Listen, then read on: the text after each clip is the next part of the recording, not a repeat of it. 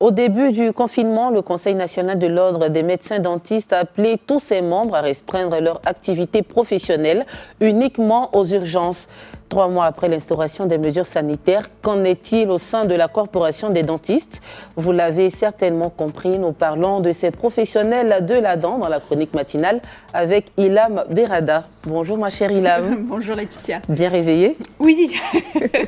Alors, on a pu le constater, les cabinets dentistes sont ouverts à travers le royaume, mais bien sûr avec des mesures sanitaires très strictes à respecter. Qu'en est-il? Alors, comme vous le disiez, effectivement, donc pendant cette période de confinement, les médecins donc dentistes, parce qu'il ne faut plus dire chirurgien dentiste, parce qu'on m'a fait la remarque hier, les médecins dentistes donc n'ont traité que les urgences, mais depuis hier, bien évidemment, une activité, on va dire presque normale a repris, mais quand même avec des mesures d'hygiène drastiques, parce qu'il faut dire, le risque est bel et bien présent dans ce corps de métier, donc ceux des médecins dentistes. Donc des mesures ont été mises en place, et pour nous en parler, nous joignons par Skype le docteur Faisal Benjeloun, médecin dentiste ici dans la Perle du Détroit. Docteur, bonjour. Bonjour Yann, bonjour.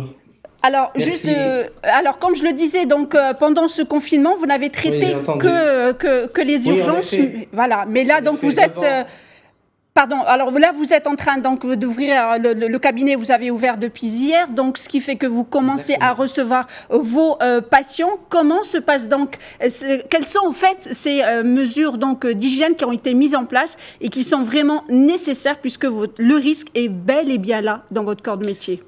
Très bien, nous depuis le 14 mars ou 15-16 mars, nous avons décidé d'arrêter. C'est pas parce que nous prenions pas des précautions contre les maladies infectieuses, mais c'est parce que ce virus, on ne le connaissait pas, et devant la panique, nous avons dû arrêter. Nous avons profité de cet arrêt à travers des webinars, pour mettre en place un protocole très strict. D'abord, ça commence par un filtre à la porte du cabinet. C'est fini les salles d'attente pleines de patients. Nous donnons les instructions aux patients d'être là à l'heure. Nous respectons la distancialisation sociale, en fait. Mesures de température, gel hydroalcoolique, et aussi, nous sommes équipés nous-mêmes et nos assistantes pour nous protéger, nous, et protéger nos patients, avec des moyens supplémentaires tels que le masque FFP2 qui est aux normes et avec un double filtre nous met dans des conditions de sécurité. Ajoutez à cela, la salle entre deux patients est traitée d'une manière spécifique avec traitement de l'air et décontamination de l'air, et nous donnons plus de temps entre les deux patients pour mieux adapter notre salle et la rendre propre et avant l'arrivée du prochain patient. Alors, docteur, comme je le disais, c'est vraiment un métier à risque, certainement. Donc, les patients vont arriver. Comment vous les rassurez? Parce que vraiment, les gens s'inquiètent. Je veux dire, je sais qu'il y a les mesures d'hygiène, certains cabinets comme le vôtre. Donc, vraiment, ces mesures sont appliquées, sont nécessaires et même obligatoires. Mais comment vous rassurez vos médecins, vos patients, pardon, parce que il y a quand même quelque part encore de l'inquiétude.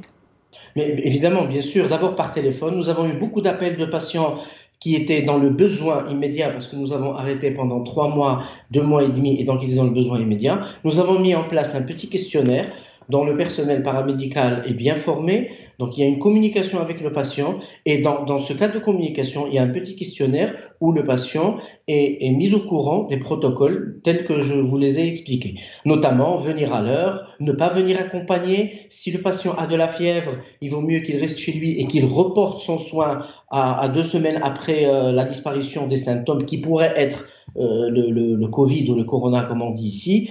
Et surtout, dès l'arrivée du patient, il y a une petite interpellation, mais intellectuelle, expliquant au patient que voilà, qu'il va attendre dans la salle d'attente, qu'il doit porter son masque, qu'il va appliquer les mesures dont je vous ai parlé. Alors, docteur, il y a quand même une question qui s'impose. Les gens qui sont atteints du Covid-19 et qui sont malades et qui peuvent sortir, est-ce que vous pouvez les accueillir dans votre cabinet? Et juste aussi parce que en plus donc des malades atteints de coronavirus, il y a les malades vulnérables. Donc vous êtes vraiment confronté à une situation assez compliquée. Comment vous gérez ça? Alors, le Conseil de l'Ordre des médecins dentistes, comme vous avez dit tout à l'heure, on ne dit plus les chirurgiens dentistes pour ne pas créer confusion avec des personnes qui pratiquent l'art dentaire sans autorisation. Les médecins dans le Conseil de l'Ordre a mis en place un protocole très inspiré des protocoles internationaux, très strict, où on classe les patients en différentes catégories. Moi, j'ai eu l'occasion, par anecdote, de soigner hier une ancienne patiente à moi qui a été touchée par le corona, mais bien sûr, elle a été traitée. Donc, on la reçoit de manière normale, avec les mêmes précautions. Il faut considérer tout patient rentrant au cabinet comme patient porteur du virus. Maintenant, nous avons aussi mis en place, ça je ne l'ai pas dit tout à l'heure, un protocole d'organisation. Les patients à risque sont pris le matin en général. Par exemple, moi, ce matin, les patients atteints de diabète ou ayant une maladie chronique telles que cardiovasculaires ou respiratoires, sont pris le matin pour qu'on est sûr qu'il n'y a pas eu de passage d'un patient contaminé qui n'est pas symptomatique, tel un patient jeune comme nous, par exemple. Parce qu'on sait qu'il y a des porteurs positifs qui ne manifestent pas les signes de la maladie. Alors, docteur, une toute dernière question. Alors, des dispositions importantes. Donc, ça veut dire il y a un protocole d'hygiène qui est mis en place. Il y a donc notamment en termes de patients, donc vous allez en recevoir moins. Est-ce que cela a un coût pour les cabinets et pour les médecins dentistes? Honnêtement, je vais vous dire, nous avons toujours, et je le redis, le médecin dentiste marocain a été bien formé, ceux qui sont venus de l'étranger et nous-mêmes. Nous avons été conscients des différentes maladies infectieuses, donc nous avons toujours pratiqué un protocole d'hygiène.